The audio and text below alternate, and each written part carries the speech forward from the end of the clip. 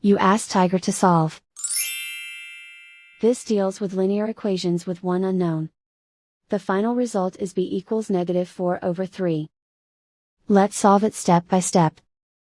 Group all constants on the right side of the equation. Subtract 1/3 from both sides.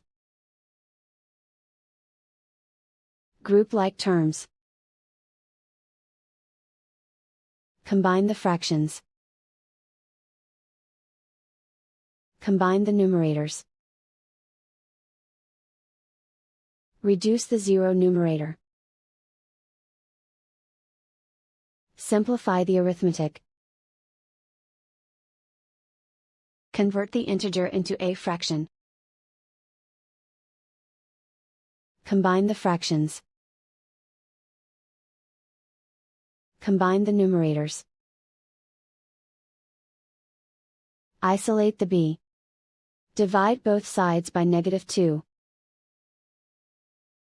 Cancel out the negatives.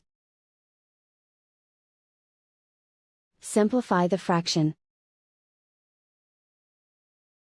Simplify the arithmetic.